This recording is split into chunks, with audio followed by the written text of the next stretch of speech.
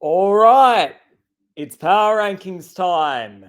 And with this will be, I think, the fourth last power rankings of the year before finals. And a lot of interesting movement happened at the top, especially considering the number 3 team on the ladder this week. But to begin, as always, 18 is West Coast. And, well, I mean, Melbourne sacked their coach despite the fact that the Eagles lost by over 70 points against them. That's how bad things are going for the Eagles this season. This is an annus horribilis. They are very likely to win only one game for the whole year, and they play the Adelaide Crows, who are first on the ladder this week and have no qualms beating down opposition. So yeah, things are going to get brutal. 17, North Melbourne. Another place that's easy to talk about. Look, North tried this week. They tried very much. Like, they actually got within 3 points of St Kilda. It was a way better result, but the Saints were clearly hungover, and they would have lost that game by way more if they were playing a much better opposition than the Saints. So, yeah, look, it's the Saints are higher than them, and North tried in that game, but ultimately it's another loss, and just what a disappointing year under Alistair Clarkson. I think a lot of pressure goes on him now. 16, Essendon. Again, injuries just such a concern. They tried their hardest against the Swans, but ultimately just Swans pure kicking and Brodie Grundy's Dons in the ruck without Sam Draper ultimately just hurt them in the end. Again, with all their injuries, it's hard to see them coming up from 16, and they've got Geelong at GMHBA next week, which has not been a happy hunting ground for them. So, yeah, brutal. Number 15 this week, dropping one again, Richmond, who went scoreless in the first half against the Gold Coast Suns. And I'm going to talk about in a little bit how good the Suns are, but ultimately from a Tigers perspective, they definitely improved in the second half, but to see them go scoreless in the first half was quite disappointing and showed just the overall gap between the two sides that is going on on the ladder. Oh, and I had a feeling this happened. I only really put them in 14 last week because Melbourne blew that insane lead. But now it feels like it's now you feel better about going back to number 14 for the 15 for the Tigers. Speaking of Melbourne, they're in 14 this week. And obviously, you saw the news yesterday. Big week for the Melbourne Football Club, having sacked their coach, Simon Goodwin, being the first club to officially sack their coach this season after a 75-point win. And now there'll be a lot of questions on who they're going to get. My family thinks John Longmire, based on what we've seen of them being one of the teams that they sacked their coach to basically be first in line was the plan. But we'll see what ends up happening with them. And whether they can keep track Clary, whether they can keep the game around and go for one more tilt and maybe jump up the ladder Collingwood GIS style. We will see, but it is very interesting weeks ahead for the Demons. In 13 this week, Port Adelaide. And the only reason I really have Port Adelaide above Melbourne is because when they played in the head-to-head, Port Adelaide won. Mainly on the back of a Mitch Georgiades masterclass, but they won. That being said, despite the good first half, it was an absolutely tragic second half against Geelong, where they had 9 goals straight scored against at one point.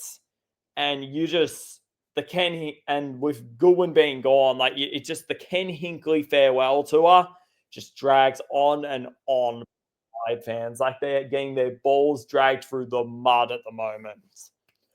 Credit for Travis Boak for an incredible career, who announced his retirement yesterday. In 12, Carlton, who actually had a good lead against the Dockers and definitely put a scare through the Dockers camp throughout their game on Sunday, but ultimately they just stopped. Like after many top 8 teams, especially Hawthorn and Western Bulldogs, like probably really thought that like they were going to get the upset that like would have put them in real strong chance to play finals, and that would have been a terrible game for the Dockers to drop. Ultimately, the Dockers have a 4-0 fourth quarter and are able to complete the comeback. Good effort from the Blues, though, but just fell short in the end. In 11 this week, I've got St Kilda, and if they had lost to North Melbourne, they would have dropped, and they did not look good against the Roos. Let me tell you, like they definitely looked hungover after the Wagney Miller's insane game winner last week, and definitely like could have like played a lot better in that game, but they got the win because they were playing North Melbourne, if I'm going to be fully honest. Again, on the side, Wagney Miller, just what a player. I feel like the main story around them is no longer like, will they get Tom de Koning? Because it feels like they are going to get Tom de Koning, but it's rather they need to keep Nasiah Waganimura at all costs. It will be tragic to see him leave that football club, and I think the fans know it, considering the amount of signs we saw throughout the game. No surprise who's in number 10 this week, the Sydney Swans, who I feel like, again, are going to be 10 throughout the whole season. Look, they did just enough to beat the Bombers, and Brodie Grundy was just absolutely phenomenal with 38 disposals, just adding to his campaign that could easily be an All-Australian campaign. There are like multiple contenders for that All-Australian ruck spot at the moment, and Brodie Grundy is 100% one of them. Just what a year he's having. And I just feel like, again, I'm actually quietly confident in their ability to jump in the 8 next year. But for now, it just feels like, I don't know, it's just they were without Goulden and like Papley for way too long this season. Dean Cox's first year took a little bit while to get going. And ultimately, they're just going to run out of time to make a jump, which probably will stick them at 10 all year. First major change. Dropping one spot this week is Hawthorn. And they more like just got jumped. Like they played really well against the Crows. Like their first quarter against the Crows was absolutely insane. Like so good to see. And like they definitely showed like why they are such a threat. Like when they have their full lineup going, which I'll get to that point soon. But ultimately, the Crows were just able to outrun them in the fourth quarter. And now they've got a must win on Thursday night. If they can't beat Collingwood on Thursday night, very likely that they are going to miss finals. They are going to be the team that miss finals. And after the hype they had over them, like I tipped them to win the premiership this year. That would be severely disappointing to see. Like just in general, not even like from a Hawks perspective, just in general, especially from a Hawks perspective, with how strong they would have felt at one point in this season to miss finals altogether. So, yeah, just the biggest game of their season comes on Thursday night. They just have to beat Collingwood at all costs.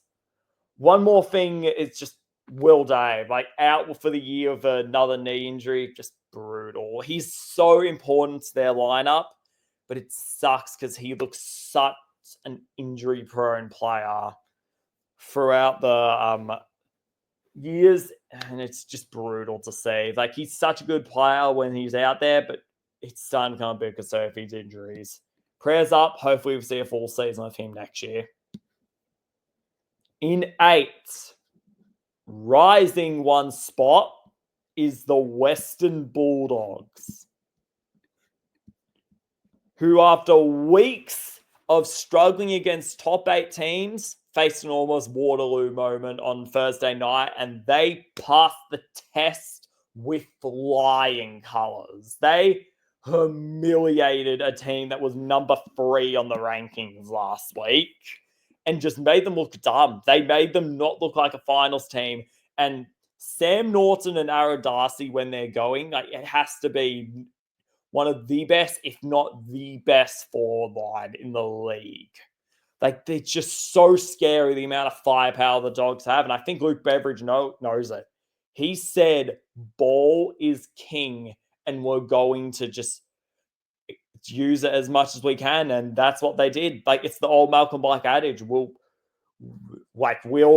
score 110, we'll score 120. And if that is the case, that makes them a really fun side to watch in the run home. It really does.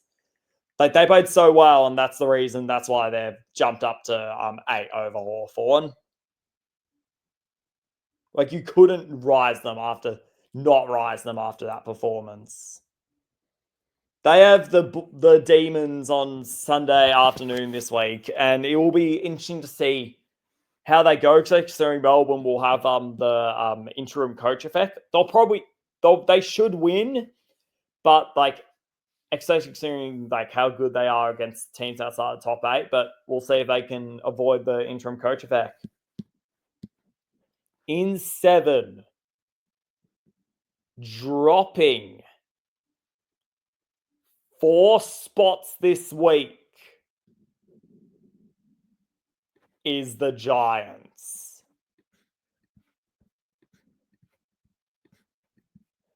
I love how, like, on this little computer, I can like add suspense about like what is going on and just like build up potential teams. Don't worry, I'm getting to Collingwood soon. Don't worry. But anyway, the Giants, what a terrible week. Like, they've struggled against the Bulldogs for a while, and this game was like no exception. Like, 2 things. They missed Toby Green severely in this game, and he's just that barometer that they need at all times. And they just struggle against the Bulldogs. Like, there's no other way to say it. They just really struggle against the Bulldogs. And ultimately, like, they've now like lost 5 in a row against them. They can beat every other top 8 team, it feels, because like they're the only team that has beaten the top 3 all season. But they just can't beat the Bulldogs, it seems, which is very interesting. And that game very likely cost the Giants top 4. Very likely has finished their chances of top 4, and now they'll have to go through the elimination final, which is just brutal for them. I rate their chances to make a run from there, but still, after the last few weeks, just a brutal game. They've got North this week, which they should win, but if they do miss the finals, what a disappointment of a year. In number 6 this week, I've got Freo, who stay in number 6.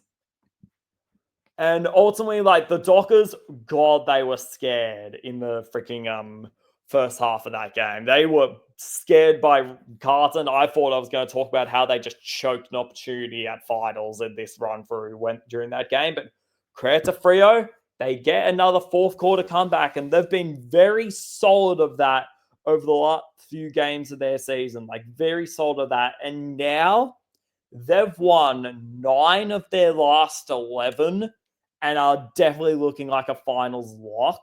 Like, if they beat Brisbane or the Western Bulldogs in the final 3 games, they'll get in. Like, that will be enough to get them in to the 8s. And overall, like, they might be looking like an informed team heading into the finals. One to definitely watch heading into this series. In a lot of form, the Dockers with another win. In 5 this week is Geelong. And ultimately, like, again, it's another game in which you didn't really see much from the Cats because you had a feeling they were going to absolutely smack the power, and that's exactly what happened. Like, that third quarter was just scintillating for them. Just amazing football from them. Jeremy Cameron didn't kick as much a bag as we thought he was going to kick, but he could definitely make it up against the Bombers this week. Again, like, they're playing really well against these teams and doing what they need to do. We'll see in the coming weeks where it's enough to rise them into 4, because like, it's hard to move from 5 when you're playing these teams. We'll see if they can move up to 4 soon. In number 4 this week, dropping 2 spots from last week, is Collingwood. And I was at this game, like the Lions, they really made the Pies look too old, too slow in this game. And Collingwood's inside 50 entries and their ball movement was just, it wasn't McRae like. Like, even McRae was saying, stop handballing, stop handballing. It didn't matter because Collingwood just kept handballing all throughout this game. And ultimately, like I felt like they were just jumped in the first quarter. They struggled with Logan Morris, who had an absolute day out against them. Just very rough outing at the MCG. And now against Hawthorn, if they lose that game with the LA Crows in Adelaide coming up, they're going to lose top four. Collingwood will be out of the top four if they don't win against Hawthorn, which is... it's very disappointing. Like, from a 10-game lead to missing top four, like that would definitely have some very serious concerns about form heading into finals if it happens. And I think there's pressure on them this week, like there haven't been most other weeks for the Pies. Just need to get a win whatever way they can ultimately. As now they've lost 3 out of their last 4 and 3 against top 8 teams. And I think they will drop a little more if they lose this week against Hawthorn. At number 3, rising 4 spots this week after much consideration, is the Gold Coast. Get them up here. And let me explain why Gold Coast have made a jump from 7 to 6 to 3 out of nowhere. I thought about it more and more. I really thought about it after Saturday night and all the stuff that had happened. Gold Coast are in really strong form and have beaten Collingwood, and beaten the Brisbane Lions, and absolutely smashed the Brisbane Lions. They beat Collingwood to basically start their lack of form and hurt them with their lack of form, and then absolutely smashed the Brisbane Lions.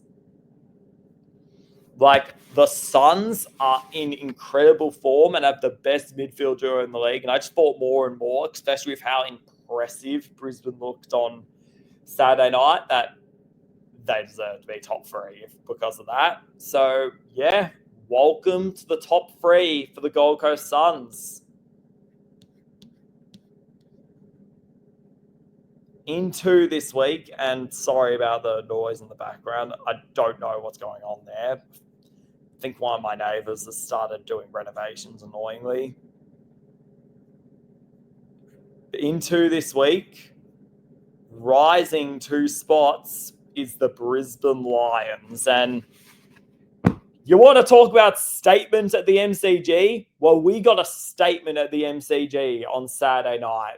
The Lions just looked so amazing and dominant throughout this game. Logan Morris just absolutely feasted. He is a forward who, Collingwood missed on. Collingwood did miss on him, but he's going to be such a good forward for years to come for the Brisbane Lions. And they beat a team that has had their number over the last few days and beat them convincingly. Every time you get a little bit worried about the Lions' ability to go back-to-back this season, they just put in a performance that just makes you remember, oh yeah, this is the best list in the competition. Happened when they played Geelong GMHBA and happened in this game. They just have a way of making statements, this Lions team, and this was another statement made, and it's hard to go past them for the back-to-back. They're not number 1 on the power rankings, but it's hard to go past them for the back-to-back at the moment. I think they're going to be my tip heading into finals. And finally, for the 3rd week in a row, at number 1 is the Adelaide Crows, who are now officially top of the ladder. So the power rankings and the actual ladder have the same number one officially. And I was saying it weeks before the Crows actually hit number one.